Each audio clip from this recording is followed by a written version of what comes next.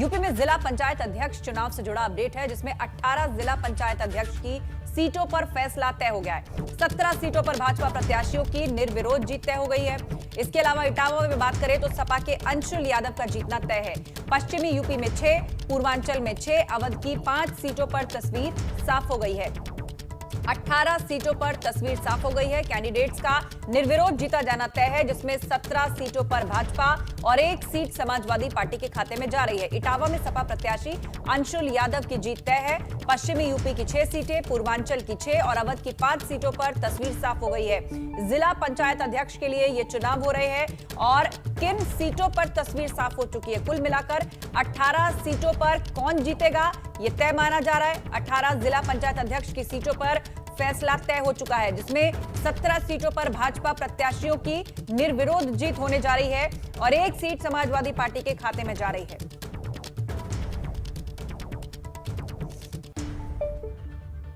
और इसी कड़ी में खबर वाराणसी से आपको देते हैं। सपा प्रत्याशी का नामांकन रद्द हो गया है। वाराणसी में सपा प्रत्याशी चंदा यादव का नामांकन रद्द हो गया है। वाराणसी में बीजेपी की पूनम मौर्य की जीत अब लगभग तय है। आज समाजवादी पार्टी के कार्यकर्ता यहां विरोध प्रदर्शन कर सकते हैं। वाराणसी में भी बीजेपी के प्रत्याशी का जीतना लगभग तय, जबकि यहां पर टक्कर खड़ी होने वाली थी, लेकिन अब बीजेपी की पूनम मौर्य का जीतना लगभग फाइनल तय, क्योंकि सपा प्रत्याशी का जो नामांकन है वो रद्द हो गया। सपा प्रत्याशी का नामांकन रद्द होते ही बीजेपी प्रत्याशी की जीत लगभग तय। नीतीश हमारे संवाददाता इस खबर पर ज्यादा जानकारी देंगे। नीतीश, जहां पहले कहा जा रहा था कि काफी दिलचस्प लड़ाई होगी, लेकिन नामांकन रद्द हो गया सपा प्रत्याशी का, उसके पीछे के कारण और आपके समीकरण क्या है फिर? राजीव, जिस तरह से ये जो लड़ाई है पूरी, जैसे हम लोग बात कर रहे थे कि दिलचस्प होगी, उसी तरह से कल जो नामांकन का दिन था वो अपने आप में दिलचस्प हो गया, जब दोनों पार्टी के प्रत्याशी नामांकन यहाँ पे दाखिल कराने पहुंचे सर्किट हाउस के सामने, जहां राइफल क्लब में। और एक समय ऐसा आया कि जब दोनों पार्टी के जो कहे कि कार्यकर्ता आमने सामने हुए और उसके बाद जब नामांकन दाखिल कर लिया तो जो बीजेपी की ओर से है समाजवादी पार्टी के प्रत्याशी के जाति प्रमाण पत्र को लेकर सवाल उठाए गए और वही सवाल कहीं न कहीं इस पर्चे के निरस्त होने का, जो नामांकन पत्र है उसके पर्चे के निरस्त होने का कारण बने। तो अब जो जीत है वो पूरी तरह से पूनम मौर्य के खाते में है और आज समाजवादी पार्टी के खेमे में कहीं न कहीं जो पर्चा रद्द हुआ है उसे लेकर आक्रोश देखने को मिल रहा है। जमीन पर हालांकि पूरी तरह से अभी निर्णय नहीं लिया जा सका है। जिस तरह से देर रात हमने पार्टी के जो पूर्व मंत्री हैं मनोज राय धूपचंडी और इसके साथ ही समाजवादी पार्टी के जिलाध्यक्ष हैं सुजीत यादव लक्कड़, उनसे बातचीत की तो उनका ये कहना था कि पहले हम पार्टी के उच्च पदस्थ लोगों से बात करेंगे, समाजवादी पार्टी के उच्च पदस्थ लोगों से बात करेंगे, उसके बाद निर्णय लेंगे कि आगे क्या करना है। लेकिन समाजवादी पार्टी के कार्यकर्ताओं में इस पूरी घटना से काफी रोष है। आपको बता दें कि जिस तरह से समाजवादी पार्टी 16 प्रत्याशी, अगर बात करें 16 जिला पंचायत सदस्यों को लेकर दम भर रही थी, उसके ये कह रही थी कि हमारे साथ अन्य पार्टियां सहयोग कर रही हैं, तो जीत हमारी तय है। ऐसी स्थिति में पर्चा रद्द हो जाना कहीं ना कहीं उनके लिए दुख का कारण है, दूसरे तरफ अगर देखें तो रोष का भी कारण है। तो अब ये देखना होगा क्या समाजवादी पार्टी कोर्ट जाती है, क्या समाजवादी पार्टी जमीन पर उतर के प्रदर्शन करती है, या फिर समाजवादी पार्टी आगे के दिनों की लड़ाई की तैयारी करती है। ये सारी बातें देखने वाली होंगी, कदम समाजवादी पार्टी का क्या होता है। लेकिन यहां पर नॉमिनेशन रद्द हो गया है, यह खबर आ चुकी है। नीतीश, आप हमारे साथ बने रहेंगे, आगे भी खबर पर हम आपसे चर्चा के लिए लौटेंगे, लेकिन उससे पहले बता दें कि उत्तर प्रदेश में 75 जिला पंचायत अध्यक्ष सीटों के लिए होने वाला चुनाव अब बेहद दिलचस्प मोड़ पर आ चुका है। नामांकन के दिन ही 75 में से 18 सीटों के नतीजे साफ हो गए। इनमें से 17 सीटों पर बीजेपी की जीत तय, जबकि 1 सीट समाजवादी पार्टी को मिलने तय है। बीजेपी के लिए यह बड़ी राहत है तो सपा के लिए यह बौखलाहट की वजह बन गई है। पूरी रिपोर्ट देखिए।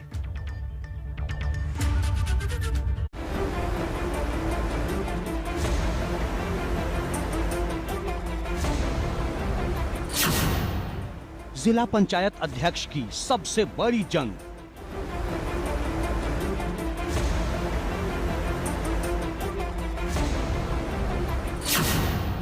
वोटिंग से पहले सियासत के अजब गजब रंग। यूपी की 75 जिला पंचायत अध्यक्षों की सीटों के लिए वोटिंग और काउंटिंग में अभी करीब हफ्ते भर का वक्त है, पर नामांकन के साथ ही आंकड़ों का उलटफेर शुरू हो चुका है। इन 75 सीटों में से अभी तक 18 जिला पंचायत अध्यक्ष की सीटों पर फैसला तय हो गया है। 17 सीटों पर भाजपा प्रत्याशियों की निर्विरोध जीत निश्चित हो गई है। 12 सीटों पर सपा प्रत्याशी पर्चा भी दाखिल नहीं कर पाए, जबकि 4 सीटों पर सपा प्रत्याशियों का नामांकन खारिज हो गया।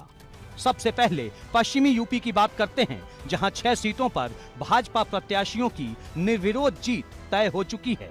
इनमें गाजियाबाद से ममता त्यागी, गौतम बुद्ध नगर से अमित चौधरी, मेरठ से गौरव चौधरी, अमरोहा से ललित तंवर, आगरा से मंजू भदौरिया और मुरादाबाद से शैफाली सिंह के मुकाबले दूसरा कोई प्रत्याशी नहीं, यानी इनकी जीत पक्की है। इसी तरह अवध का रुख करें तो इटावा सीट से अंशुल यादव का निर्विरोध चुना जाना तय है, जबकि भाजपा की ओर से ललितपुर से कैलाश निरंजन, बांदा से सुनील पटेल, चित्रकूट से अशोक जाटव, झांसी से पवन कुमार गौतम और हमीरपुर से जयंती राजपूत की जीत तय है। पूर्वांचल की बात करें तो यहाँ की 5 सीटों पर भाजपा की जीत तय हो गई है। इनमें गोरखपुर से साधना सिंह, श्रावस्ती से दद्दन मिश्रा, गोंडा से घनश्याम मिश्रा, मऊ से मनोज राय और बलरामपुर से आरती तिवारी के नाम शामिल हैं। दरअसल 12 जिला पंचायत सीटों पर सपा के प्रत्याशी नामांकन ही नहीं कर पाए, जबकि 6 सीटों पर विपक्षी उम्मीदवारों के पर्चे खारिज हो गए। इनमें अमरोहा से सपा की सकीना बेगम, मेरठ से सपा की सलोनी गुर्जर, मुजफ्फरनगर से आजाद समाज पार्टी की तहसीन बानो, बांदा से सपा की रजनी यादव, गोरखपुर से सपा के आलोक कुमार गुप्ता और वाराणसी से चंदा यादव के नाम शामिल हैं। इनके अलावा आगरा, मुरादाबाद, बुलंदशहर, गोंडा, मऊ, चित्रकूट, ललितपुर, झांसी, हमीरपुर, बलरामपुर और श्रावस्ती में सपा प्रत्याशी अपना पर्चा भी दाखिल नहीं कर पाए। जाहिर है जिला पंचायत सदस्यों के चुनाव में बढ़त बनाने वाली सपा के लिए ये किसी बड़े सदमे से कम नहीं। अब सपा ने अपने प्रत्याशियों को नामांकन से रोकने के लिए भाजपा को जिम्मेदार ठहराते हुए चुनाव आयोग से शिकायत की है। प्रत्याशी और किरण यादव और उनके ससुर घर से नामांकन करने निकलते हैं, पुलिस उनको उठा के ले जाती है जंगल की ओर, बजाय कलेक्ट्रेट की ओर, और जंगल पर 3 बजे तक उनको घुमाते रहते हैं। जब नामांकन का समय खत्म हो जाता है उन्हें छोड़ दिया जाता है, और ये करके 12 जिलों में नामांकन करने से समाजवादी पार्टी के लोगों को वंचित करती है, जैसे गोरखपुर, झांसी, मुरादाबाद, भदोही, चित्रकूट, श्रावस्ती, बलरामपुर, हमीरपुर, गोंडा, मऊ, ललितपुर, गाजियाबाद। एक तरफ जहां सपा ने चुनाव आयोग का दरवाजा खटखटाया है, तो दूसरी ओर पार्टी ने अपने उन 11 जिलाध्यक्षों को पद से हटा दिया है, जिन जिलों में भाजपा के प्रत्याशी निर्विरोध जीत रहे हैं। इनमें आगरा के सपा जिलाध्यक्ष राम गोपाल बघेल, बलरामपुर के सपा जिलाध्यक्ष राम निवास मौर्य, गोरखपुर के सपा जिलाध्यक्ष नगीना प्रसाद, गोंडा के जिलाध्यक्ष आनंद स्वरूप यादव, गौतम बुद्ध नगर के वीर सिंह यादव, मुरादाबाद के जयवीर सिंह, मऊ के धर्म प्रकाश यादव, भदोही के जिलाध्यक्ष विकास यादव, ललितपुर के जिलाध्यक्ष तिलक यादव और झांसी के सपा जिलाध्यक्ष महेश कश्यप के नाम शामिल हैं। 2022 की जंग से पहले जिला पंचायत अध्यक्ष के चुनाव को सियासी जोर आजमाइश के लिहाज से काफी अहम माना जा रहा है, लेकिन 3 जुलाई को आने वाले अंतिम नतीजों से पहले इस उलटफेर ने भाजपा को बड़ी बढ़त दिला दी है। एबीपी गंगा के लिए ब्यूरो रिपोर्ट।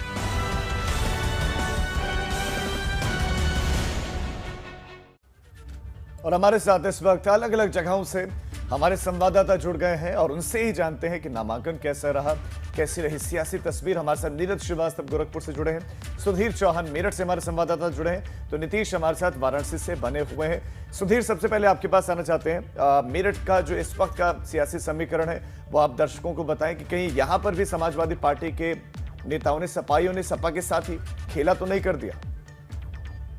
देखिए, यहाँ पर जब कल सुबह चुनाव नामांकन के लिए प्रत्याशी यहाँ पे समाजवादी पार्टी की पहुंची तो उनके साथ मात्र 3 लोग थे, कोई बड़ा नेता समाजवादी पार्टी का नहीं था। तभी ये माना जा रहा था कि समाजवादी पार्टी बहुत हल्के तरीके से चुनाव को ले रही है, क्योंकि कोई भी बड़ा नेता नामांकन तक में उनके साथ शामिल नहीं था। जहां दूसरी तरफ भारतीय जनता पार्टी के साथ सांसद भी थे, विधायक भी थे, सारे यहाँ पर मौजूद थे। लेकिन दूसरी तरफ जहां उससे आधा घंटा पहले ही समाजवादी पार्टी की प्रत्याशी नामांकन करने पहुंची थी, तो उनके साथ मात्र 3 लोग थे, तो उसी से माना जा रहा था। और सबसे बड़ी बात, अनुमोदक के रूप में समाजवादी पार्टी ने बसपा के जीते हुए सदस्य को अनुमोदक बनाया था। तभी एक शक जाहिर किया जा रहा था कि दूसरी पार्टी के जो सदस्य थे उनको अनुमोदक बनाया गया कि वो पलट भी सकते हैं। तो हुआ भी यही, 2 बजे के बाद एकदम से सीन बदला और जो अनुमोदक थे समाजवादी पार्टी के उम्मीदवार के, वो सीधे सीधे एकदम से गायब हो गए। जिलाधिकारी ने उनको बुलाया कि यहाँ पर आके वो अपना जो दस्तखत है, जिसकी जो आपत्ति दर्ज कराई थी भाजपा के उम्मीदवार ने कि कहीं ये दस्तखत ये फर्जी हैं, तो ये मालूम करने के लिए जब जिला पंचायत के सदस्य को जब बुलाया गया यहाँ पर जिलाधिकारी के द्वारा, तो वो आई नहीं। और जो उनको समाजवादी पार्टी की प्रत्याशी थी वो ढूंढती रही कि वो उनको मिल जाए वहां पे जाने के लिए, जिलाधिकारी के सामने पेश होने के लिए, तो मिले नहीं। तो तभी ये माना जा रहा था कि एक तरफा चुनाव हो गया है और समाजवादी पार्टी एक तरह से पहले ही दिखाई दे रहा था कि हार मान के बैठ गई।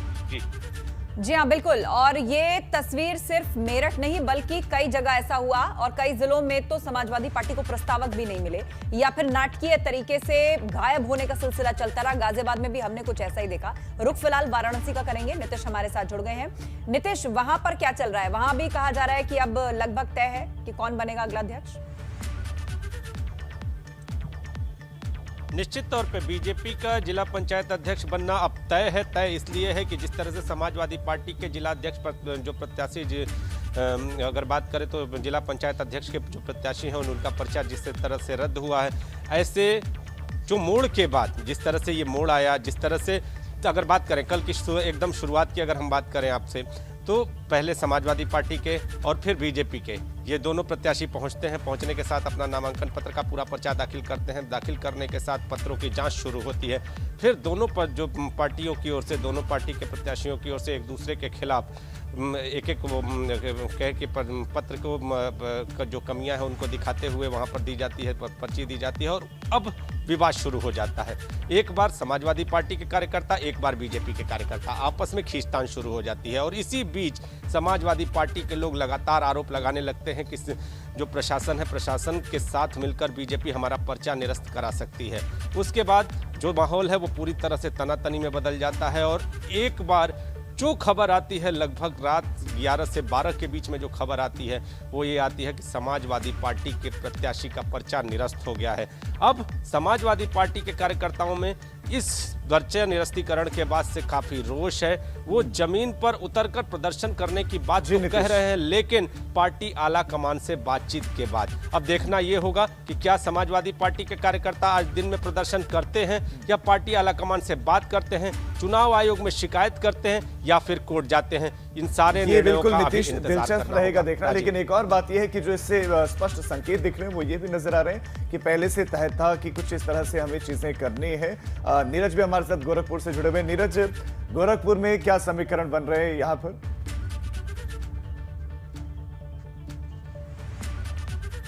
देखिए राजीव, यहाँ भी एक तरह से चुनाव कल कुछ ही घंटे के बाद ही तस्वीर साफ हो गई थी और लगभग जो भाजपा प्रत्याशी हैं साधना सिंह, उनका निर्वाचन तय हो गया है। चूँकि कोई दूसरा प्रत्याशी उनके सामने पर्चा ही नहीं दाखिल कर पाया। एक संगीता करके जो प्रत्याशी थी वार्ड नंबर 11 से, उन्होंने पर्चा दाखिल किया था लेकिन उनका पर्चा खारिज कर दिया गया और एकमात्र साधना सिंह ही ऐसी प्रत्याशी बची जिन्होंने पर्चा दाखिल किया। इसलिए लगभग निर्विरोध निर्वाचन तय हो गया। और जहां तक समाजवादी पार्टी की प्रत्याशी की बात थी तो आलोक कुमार गुप्ता शुरू में ही विवादों में रहे। 4 दिन पहले उनके ऊपर रेप और अस्पताल में डॉक्टर से मारपीट का आरोप लगा था। इसके बाद से ही वो विवादों में आ गए थे और कल सुबह से ही जब उनका कलेक्ट्रेट परिसर में बेसब्री से इंतजार होने लगा कि वो आएंगे, पर्चा दाखिला करने आएंगे और एक कांटे की टक्कर बताई जा रही थी भाजपा से, चूँकि बराबर सीटों पे इन लोगों ने कब्जा किया था।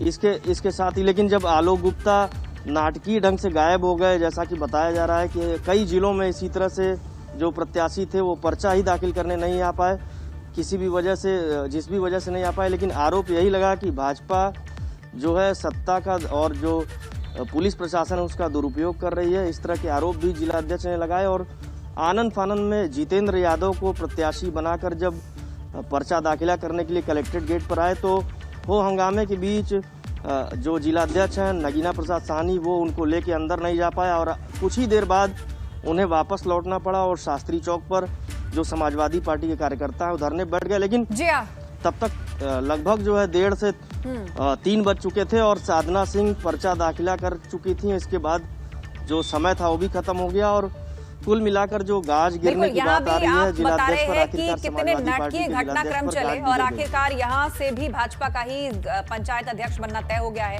आप तीनों का बहुत शुक्रिया। आगे भी अपडेट के लिए हम आपके पास लौटेंगे। सुधीर, चूंकि खेला तो हो गया है, खुद सपाइयों ने ही तमाम तरह की जो लूप होल से जो कमियां हैं और उन कमियों का फायदा उठाते हुए कहीं पर पर्चा दाखिल हो गया, कहीं पर्चा दाखिल करने के लिए पहुंचे नहीं, कहीं पर इल्जाम भी लगा। ऐसे में समाजवादी पार्टी के कार्यकर्ता क्या प्रदर्शन करेंगे वहां पर, क्या उनका इरादा है? अब देखिए, जब ये पर्चा निरस्त हुआ तो निरस्त होने के बाद समाजवादी पार्टी के नेता कलेक्ट्रेट में पहुंचे, अपना विरोध भी उन्होंने दर्ज कराया।